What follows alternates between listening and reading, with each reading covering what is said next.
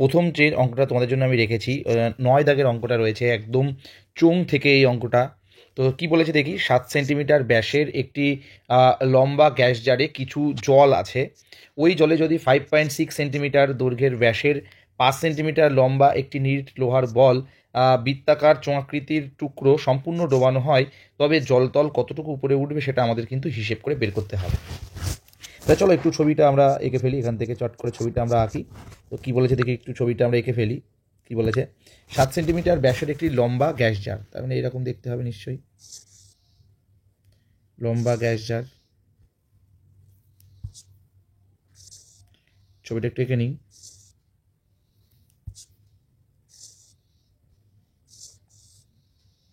তাহলে 7 সেন্টিমিটার ব্যাস, তার মানে এটা টোটালটা আছে 7 সেন্টিমিটার। আচ্ছা, একটি লম্বা গ্যাস জারে কিছু জল আছে। তো এই লম্বা গ্যাস জারের মধ্যে কিছুটা আবার জল আছে, তো নিলাম এরকম টাইপের জল ছিল, এই পর্যন্ত জল ছিল। তো এবার কি হয়েছে, ওই জলে 5.6 সেন্টিমিটার দৈর্ঘ্যের ব্যাসের এবং 5 সেন্টিমিটার লম্বা একটি নিরেট লোহার লম্ব বৃত্তাকার চোঙাকৃতি টুকরো ঢোকানো হলো।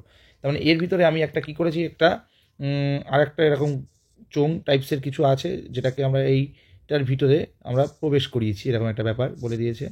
যেটার লেন্থ কত রয়েছে, যেটার লেন্থ রয়েছে 5 সেন্টিমিটার, এটা কিন্তু 5 সেন্টিমিটার রয়েছে লেন্থ। আর ব্যাসটা কত রয়েছে, ব্যাস কিন্তু রয়েছে 5.6, এটা রয়েছে কিন্তু 5.6 সেন্টিমিটার। খুব ভালো। তাহলে এখন কি করতে হবে, এখন বলেছে যে লম্বিতাকার টুকরোটি সম্পূর্ণ ডোবানো হলো, জলতল কতটুকু উপর উঠবে। তাহলে আমি ধরে নিলাম যে এইটা যখন আমি জলের ভিতরে দেব, তাহলে আস্তে আস্তে জলটা উপর দিকে উঠবে, এটা স্বাভাবিক ব্যাপার। তাহলে আমি ধরে নিলাম আগে ছিল এই লেভেলে, আর এখন মনে করো এইচ উচ্চতায় উঠেছে। এই যে আমাদের এই এইচের ভ্যালুটাকেই কিন্তু বের করতে হবে। তাহলে আমরা এখান থেকে এইটুকু কত ধরে নিলাম, এটাকে ধরে নিলাম আমরা এইচ। তাহলে আমরা এখন এই এইচের ভ্যালুটাই বের করব, কী করে সেটা দেখো। তাহলে এবার ভালো করে বোঝো, আমি যদি এখন এই যে চোঙের যে চোঙাকৃতি যেটাকে ঢুকিয়েছি জলের ভিতরে, সেটার যদি আমি এখান থেকে আয়তনটা বের করে নিতে পারি, সেখান থেকে যদি আমি আয়তনটা বের করে নিতে পারি, আয়তন যদি আমি বের করতে পারি, তাহলে এই আয়তন কার ইকুয়াল হবে, যে জলটা উপর দিকে উঠলো, যে জলটা উপর দিকে উঠলো তার আয়তনের সাথে কিন্তু সেম হবে। তো ব্যাপারটা বোঝার চেষ্টা করি। তাহলে আমরা যে চোঙটাকে ঢুকিয়েছি তার ব্যাস কত ছিল, তাহলে তার ব্যাস ছিল হচ্ছে 5.6 সেন্টিমিটার। তাহলে আমরা কি করব, আমরা প্রথমে বের করব যে গ্যাস জারের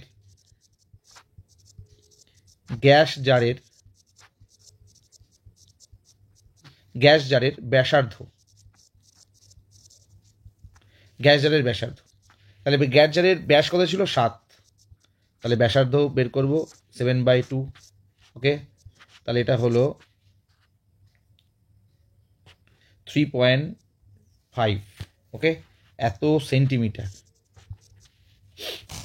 তাহলে এবার আমরা কি বের করব, আমরা বের করব এবার যে লম্বা একটা নিরেট লোহার যে লম্ববৃত্তাকার চোঙ প্রবেশ করিয়েছিলাম তার ব্যাসটা আমরা বের করব। তাহলে আমরা এখান থেকে এখন বের করব যে লোহার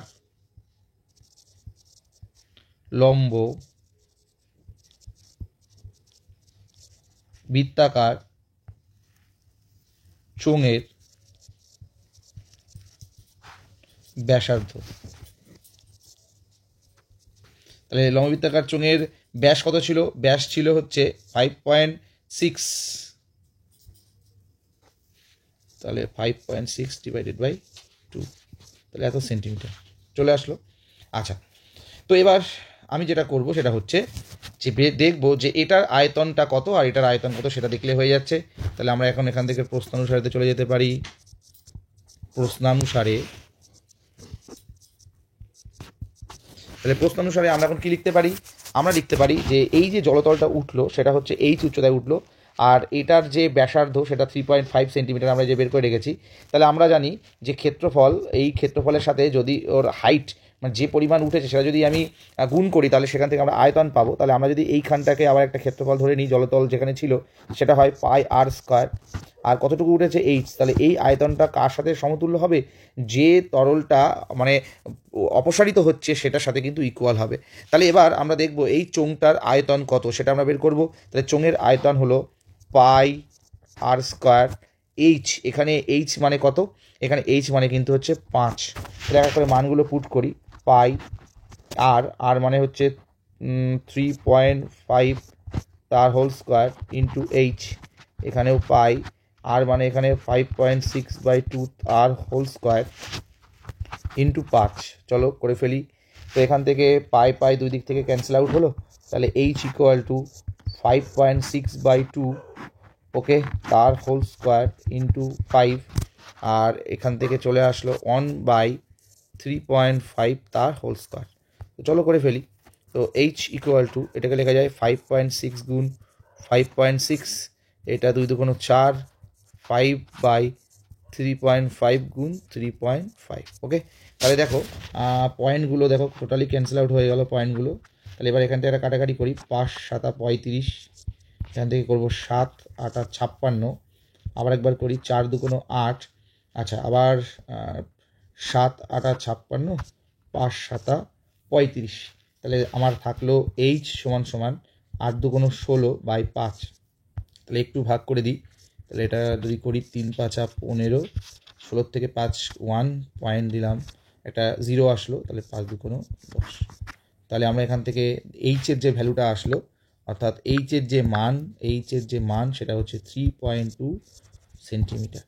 তাহলে আমরা এখান থেকে বলতে পারলাম যে জলতল কতটা উচ্চতায় উঠবে।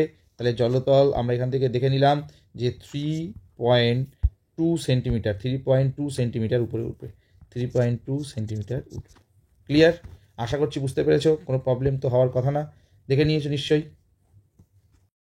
এবার দেখো 10 নম্বরের কোয়েশ্চেনটা কী আছে একটু দেখি আমরা। 10 নম্বরের কোয়েশ্চেনটা বলেছে একটি লম্ব বৃত্তাকার স্তম্ভের বক্রতলের ক্ষেত্রফল 264 বর্গমিটার এবং আয়তন 924 ঘনমিটার হলে এই স্তম্ভের ব্যাসের দৈর্ঘ্য কিন্তু আমাদেরকে নির্ণয় করতে দিয়েছে। ঠিক আছে, তো ব্যাসের দৈর্ঘ্য কিন্তু এখান থেকে নির্ণয় করতে দিয়েছে, আর তার ব্যাসের দৈর্ঘ্য দিয়েছে, আর তার সাথে উচ্চতাও কিন্তু হিসাব করতে হবে।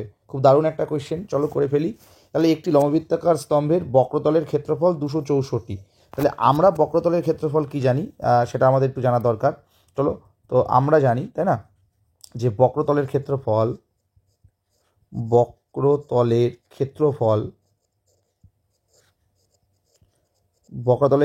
তাহলে আমরা কি জানি 2πr/h, এটা আমরা জানি তো বক্রতলের ক্ষেত্রফল। আর ওরা কত বলে দিয়েছে 264, তাহলে ইকুয়াল 264, এটা আমাদের নাম্বার 1 ইকুয়েশন। তো এবার ওরা বলে দিয়েছে আয়তন, তাহলে আমরা একটু আয়তন বের করি। তাহলে আমরা আয়তন কত জানি, πr²h, তার মানে 924, এটা আমাদের 2 নং সমীকরণ, এটা সব থেকে ইজি পদ্ধতি। তাহলে এবার আমরা কি করব, আমরা 1 নং ভাগ 2 নং করে পাই, আমরা ভাগ করে দেব। ঠিক আছে, তো আমরা ভাগ করে দিই, আমরা 2 নংকে 1 নং দিয়ে ভাগ করি, তাহলে ভালো হবে। 1 নং দিয়ে ভাগ করে দিলাম, তাহলে ভাগ করলে কি পাবো আমরা দেখি, একটু ছোট্ট করে ভাগ করি। তাহলে আমরা যদি এখন ভাগ করে দিই 2 নং, তাহলে এটা হলো πr²h ডিভাইডেড বাই 2πr/h, এটা হলো 924/264। তাহলে এবার একটা ছোট্ট কাটাকাটি করে ফেলি। তাহলে এখান থেকে পাই কেটে গেল, এইচ কেটে গেল, তাহলে একটা আর থাকলো। তাহলে আলটিমেট আর ইকুয়াল টু কী থাকলো, আর ইকুয়াল টু কিন্তু থাকলো 924 ইন্টু 2/264। তাহলে এখান থেকে ওরা বলে দিয়েছিল ব্যাসার্ধের দৈর্ঘ্যটা দরকার। তাহলে একটু ছোট্ট কাটাকাটি তো এখান থেকে করব। তাহলে কাটাকাটি করলে কত হয়, কাটাকাটি করলে যেটা হয় সেটা হলো 4। আচ্ছা, তাহলে এবার এটা কত দিয়ে যাচ্ছে দেখি। তো এটা যেটা যাচ্ছে সেটা হলো করলে হয় 7। তাহলে এখান থেকে আমি আর এর মান পেয়ে গেলাম কিন্তু 7। তাহলে আমাদের প্রশ্নে বলা হয়েছিল যে ব্যাসের দৈর্ঘ্য কত, তাহলে আমরা এখান থেকে ব্যাস বের করব। তাহলে ব্যাস সমান সমান, আমরা জানি ব্যাসার্ধকে যদি 2 দিয়ে গুণ করি তাহলে কিন্তু ব্যাস পাওয়া যায়, তাহলে এটা হয়ে গেল 14 মিটার। তো চলো এবার এখান থেকে আমাদের আবার উচ্চতাটাও বের করতে হবে। তাহলে আমরা যে কোনো একটা আর এর মান আমরা একটা সমীকরণে বসিয়ে দিই। তাহলে আমরা আর এর মান আমরা 1 নং সমীকরণে বসিয়ে পাই। তাহলে আমাদের 1 নং কী ছিল, আমাদের 1 নং ছিল 2πr/h, তাহলে 1 নং ছিল 2πr/h সমান 264। তাহলে পায়ের মান বসাবো 22/7, আর এর মান 7 ইন্টু h সমান 264। তাহলে এখান থেকে 7 কিন্তু ক্যান্সেল আউট হয়ে গেল। তাহলে আমার এখান থেকে h সমান থাকলো 264/44। তাহলে এখান থেকে একটা ছোট্ট কাটাকাটি করি, তাহলে h এর মান হচ্ছে কিন্তু 6 মিটার। 6 মিটার কিন্তু হয়ে গেল h এর মান। তাহলে h সমান 6 মিটার। তাহলে আমাদের যে দুটো উত্তর চেয়েছিল, যে স্তম্ভের ব্যাস, তাহলে ব্যাস কত বেরোলো? ব্যাস বেরোলো কিন্তু 14 মিটার। আর এখান থেকে উচ্চতা কত বেরোলো? তার উচ্চতা বেরোলো কিন্তু 6 মিটার। আমাদের এই দুটো কিন্তু এখান থেকে অ্যান্সার করতে দিয়েছিল। ওকে, তো চলো পরবর্তী অঙ্কে চলে যাব। আমরা এখন যে অঙ্কটায় যাব সেটা হচ্ছে 15 দাগের অঙ্কটায় আমরা এখন যাব। 15 দাগ কী বলেছে আমরা একটু দেখব। বলেছে একটি লম্ব বৃত্তাকার চোঙের উচ্চতা উহার ব্যাসার্ধের দ্বিগুণ। ঠিক আছে, ব্যাসার্ধর দ্বিগুণ কি? সেটা হচ্ছে উচ্চতা। আচ্ছা, যদি উচ্চতা 6 গুণ করা হতো তবে চোঙটির আয়তন 539 ঘন ডেসিমিটার বেশি হতো। চোঙটির উচ্চতা হিসেব করে আমাদের বের করতে হবে। বাহ, তো চলো আমরা করে ফেলি। তো আমরা লিখি যে ধরি চোঙটির ব্যাসার্ধ আর ডেসিমিটার, চোঙের ব্যাসার্ধ। তাহলে চোঙটির উচ্চতা তাহলে কত হবে? ওরা বলে দিয়েছে ব্যাসার্ধের কি? ব্যাসার্ধের দ্বিগুণ। তাহলে এটা হয়ে গেল 2r ডেসিমিটার। ওকে, তাহলে এবার তখন তাহলে চোঙটির আয়তন কত হবে সেটা আমরা বের করি। তখন তাহলে চোঙের আয়তন কত হবে? তাহলে πr²h, h মানে হচ্ছে 2r, তার মানে আলটিমেট এখান থেকে হলো 2πr³। এই r² আর এই একটা গুণ করে হলো 2r³। তাহলে এত ঘন ডেসিমিটার। ওকে, তাহলে এবার চোঙের উচ্চতা যদি 6 গুণ করা হয়, বাহ 6 গুণ করব, তাহলে এবার যদি চোঙের উচ্চতা কত গুণ করতে হবে? 6 গুণ করতে হবে। তাহলে তখন চোঙটির আয়তন কত হবে? তাহলে এবার আমরা আয়তনটা বের করে ফেলি, যখন 6 গুণ হচ্ছে তখন, তাই না? তাহলে লিখবে কিন্তু এখানে, যে লিখে নেবে যে চোঙের আয়তন 6 গুণ করা হলে, তাহলে তখন πr², 6 গুণ মানে তখন 6r হতো, তখন আলটিমেট 6πr³ এত ঘন ডেসিমিটার, তাই তো? এত ঘন ডেসিমিটার। ওকে, তো এবার আমরা ডাইরেক্ট একদম প্রশ্নানুসারেতে চলে যাব। প্রশ্নানুসারে, তাহলে প্রশ্নানুসারে কি? তাহলে আমরা যদি এখন এইটার থেকে যদি আগেরটা বিয়োগ করি তাহলে কত পাচ্ছি? তাহলে দেখো 539 পাচ্ছি। তাহলে আমরা এখান থেকে লিখি 6πr³ মাইনাস 2πr³ সমান 539। 600 দেখলাম না, 539, ঠিক আছে, 539। ওকে, তাহলে এখান থেকে একটু ছোট ছোট করে আমরা করে ফেলি। তো এখান থেকে যদি দেখি তাহলে এটা থাকলো 6 থেকে 6πr³ মাইনাস 2πr³ মানে হচ্ছে 4πr³ ইকুয়াল 539। তাহলে আমরা এখান থেকে 4 ইন্টু পায়ের মান 22/7 ইন্টু r³ থাকলো 539। তাহলে এখান থেকে r³ সমান 539, আর এটা 7 গুণ হবে ডিভাইডেড বাই 4 গুণ কিন্তু 22 নিচে নেমে আসলো। তো চলো এখান থেকে যদি এখন কাটাকাটি করি কত হয় দেখি। তাহলে আমরা যদি এখন এটাকে কাটাকাটি করি 22 দিয়ে যদি করি, কত 11 দুগুণ 22, আর এটাকে করব আমরা 4 11 44 আর 9 11 99।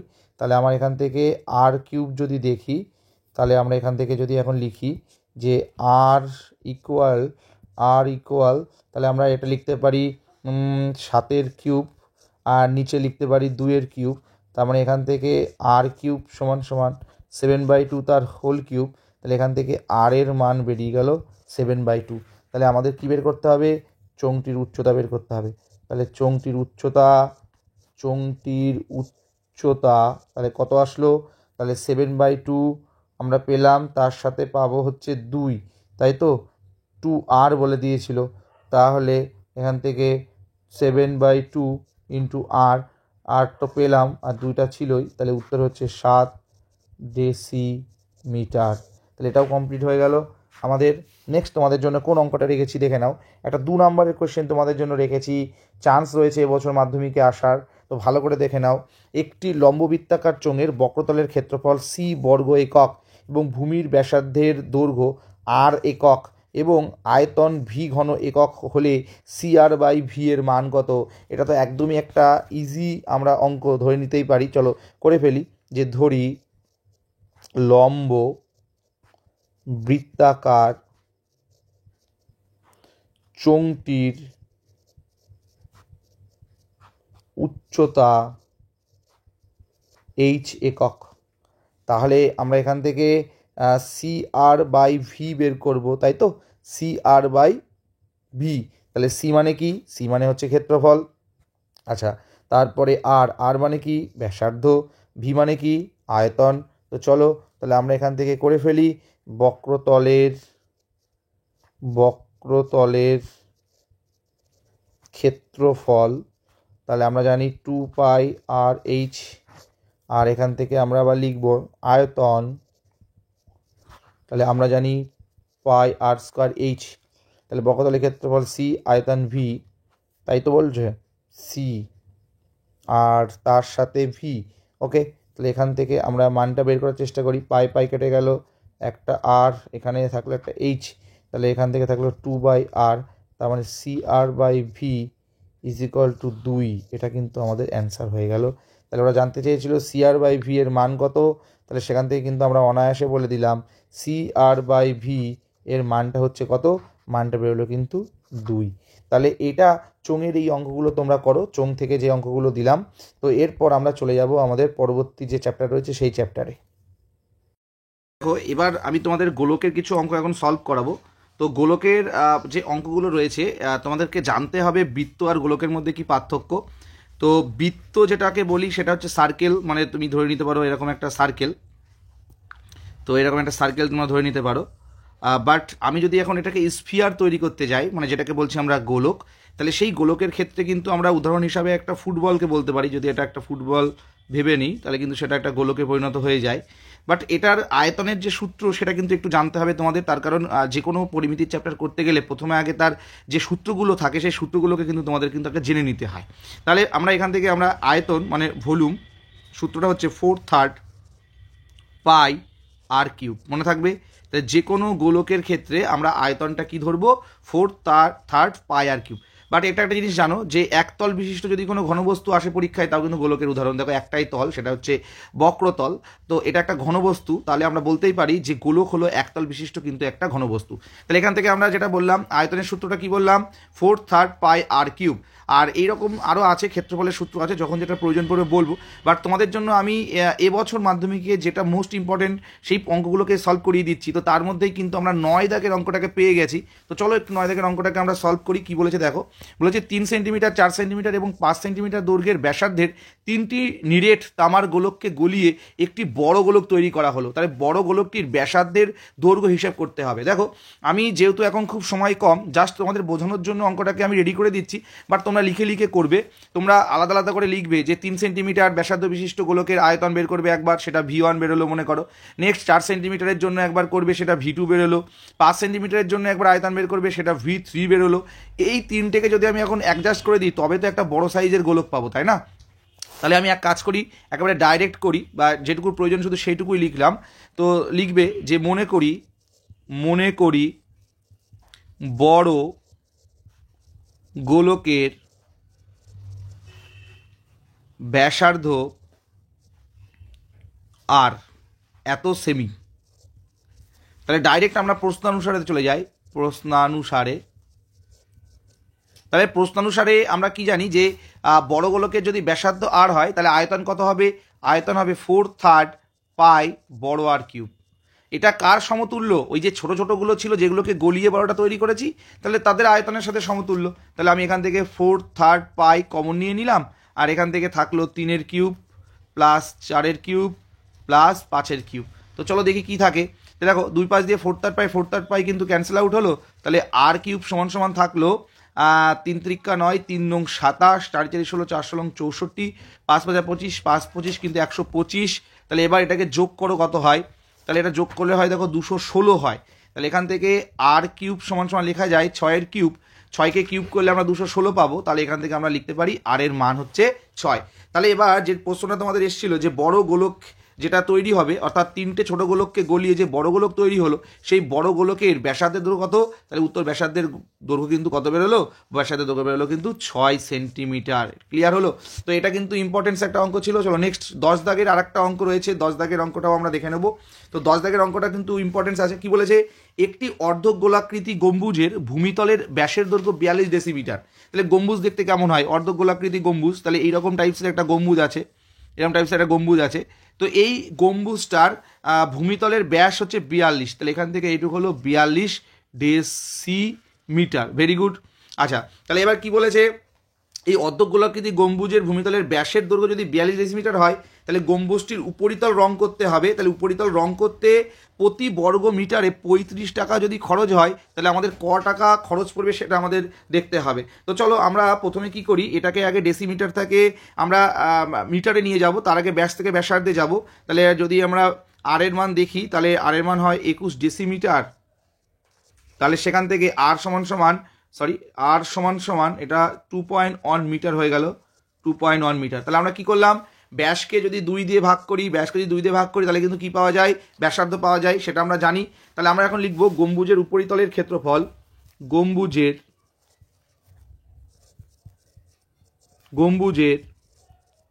উপরিতলের ক্ষেত্রফল, গম্বুজের উপরিতলের ক্ষেত্রফল। তাহলে আমাদের উপরিতলের ক্ষেত্রফলের সূত্র 2 পাই আর স্কোয়ার, মানটা বসাই 2 ইন্টু 22/7 ইন্টু 2.1 তার হোল স্কোয়ার।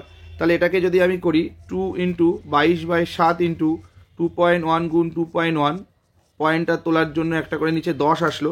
তাহলে এটাকে ক্যালকুলেশন করে যেটা আসবে সেটা হচ্ছে 10, 5 দুগুণ 10, 3 7 21। আচ্ছা, 2 দিয়ে 11 দুগুণ 22, 5 দুগুণ 10। তো এটা কাটাকাটি করে দেখবে টোটাল আসবে 27.72 মিটার স্কোয়ার। তাহলে এই যেটা বের করলাম এটা কি উপরিতলের ক্ষেত্রফল। তাহলে উপরিতলের এক বর্গ মিটারে খরচ হয় কত টাকা?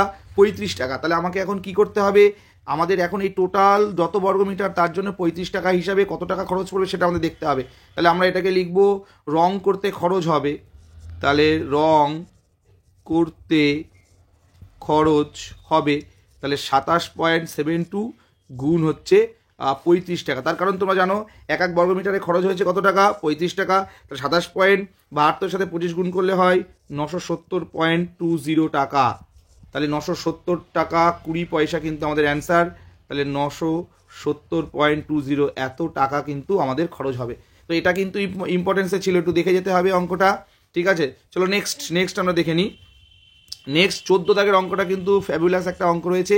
8 সেন্টিমিটার দৈর্ঘ্যের ব্যাসার্ধের একটি নিরেট লোহার গোলককে গলিয়ে 1 সেন্টিমিটার দৈর্ঘ্যের ব্যাসার্ধের কয়টি নিরেট গোলক তৈরি করা যাবে তাই হিসেব করে দেখি।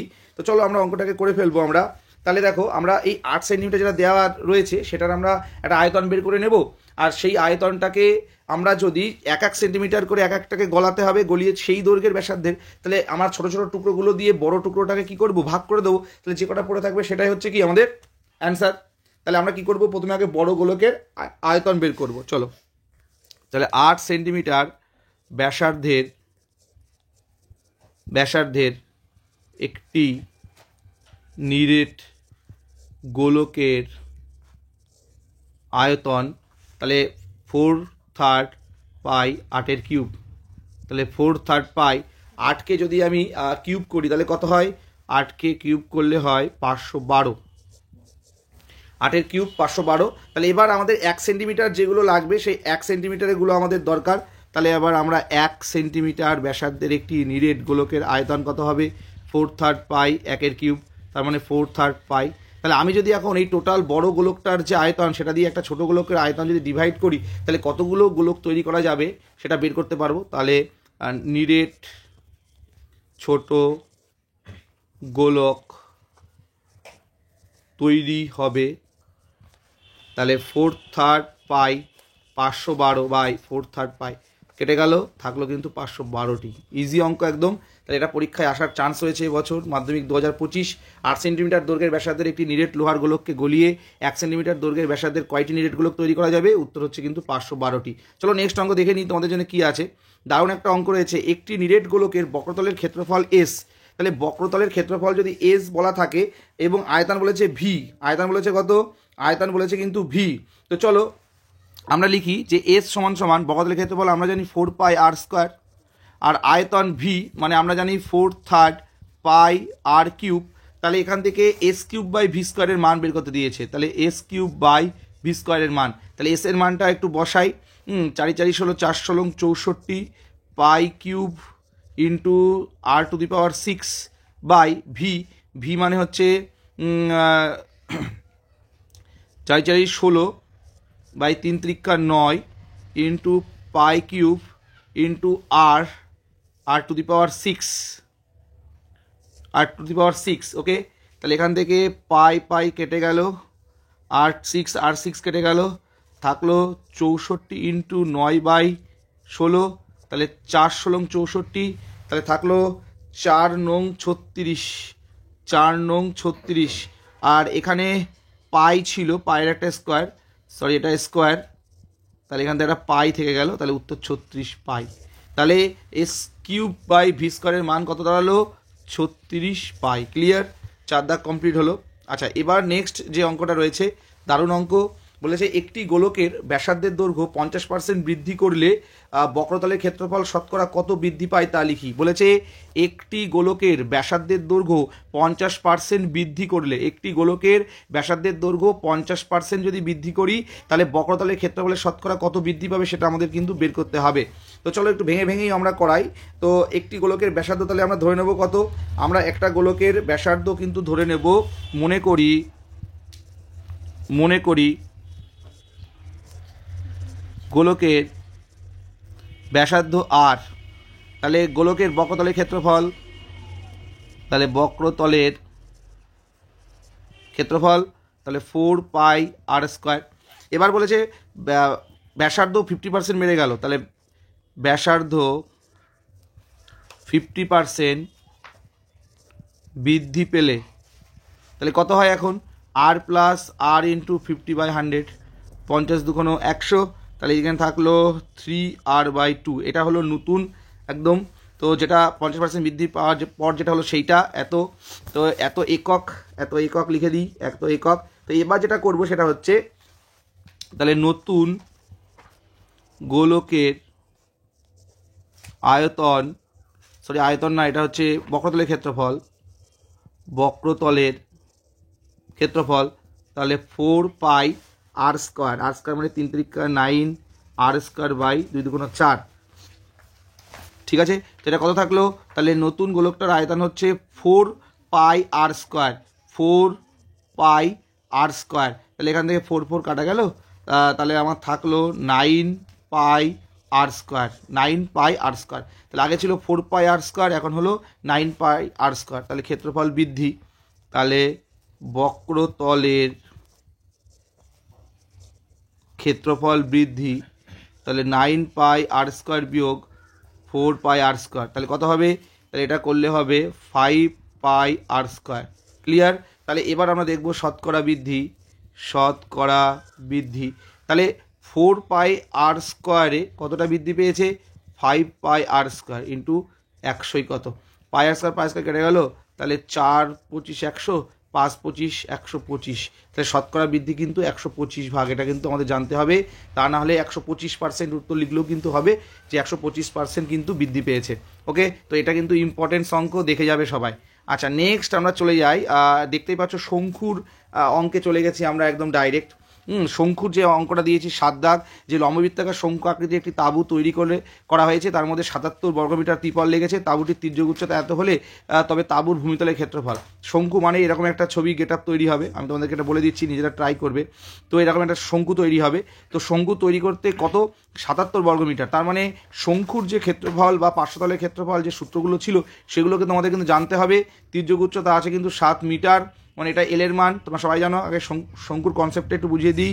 তাহলে এই যে শঙ্কুর, এটাকে বলা হয় উচ্চতা, এটা এইচ দ্বারা রিপ্রেজেন্ট করা হয়, এটাকে বলা হয় তির্যক উচ্চতা, এটাকে এল দ্বারা রিপ্রেজেন্ট করা হয়, আর এটা শঙ্কুর কিন্তু ব্যাসার্ধ মানে আর ব্যাসার্ধ বলতে সেটা কিন্তু বৃত্তরই ব্যাসার্ধ হবে, তার কারণ শঙ্কু কিন্তু নিচটা কিন্তু একটা লম্ববৃত্তাকার যেমন হয় তেমনই। তো এই জন্য আমরা এটাকে বলি লম্ববৃত্তাকার শঙ্কু। তো এদের যে সূত্রগুলো অ্যাপ্লাই করে কিন্তু তোমাকে এই ভূমিতলের ক্ষেত্রফলটা বের করতে হবে। তো আমি এটা তোমাদেরকে দেখাচ্ছি না, তোমরা দেখে নিও। আমি তোমাদেরকে দাগ নাম্বারগুলো লাস্ট বলে দিচ্ছি, অনেকটা বড় হয়ে যাচ্ছে ভিডিওটা। 10 দাগটা দেখে যাবে এখান থেকে, আর তোমাদের জন্য যেটা রেখেছি সেটা হচ্ছে 12 দাগ। তাহলে এই কটা অঙ্ক তোমরা যদি দেখে যাও তাহলে কিন্তু আশা করছি তোমাদের ক্লিয়ার হবে।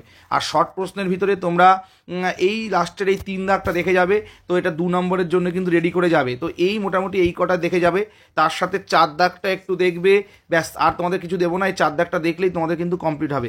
জাস্ট শঙ্কুর অঙ্কগুলো বাদ রাখলাম, ভিডিওটা আর দীর্ঘায়িত করলাম না। যদি শঙ্কুর অঙ্কে কোনো প্রবলেম হয় অবশ্যই কমেন্ট সেকশনে কমেন্ট করো, আমি চেষ্টা করবো তোমাদের নেক্সট আগামীকালকেই তোমাদেরকে একটা ভিডিওর মাধ্যমে সমস্ত কিছু সলভ করে দেওয়ার। ওকে, তো চলো, তোমরা মোটামুটি যে অঙ্কগুলোকে করালাম একদম প্রথম থেকে লাস্ট পর্যন্ত পরিমিতি টোটালটা আশা করছি যদি বই থেকে কোয়েশ্চেন হয় তাহলে বইয়ের কোয়েশ্চেন আসলে কিন্তু এর মধ্যেই আসবে। তো তোমরা এইগুলোকে একটু বারংবার প্র্যাকটিস করে যাও। দেখা হচ্ছে নতুন এপিসোডে। তোমরা যদি কেউ নতুন হয়ে থাকো অবশ্যই সাবস্ক্রাইব করে দিও।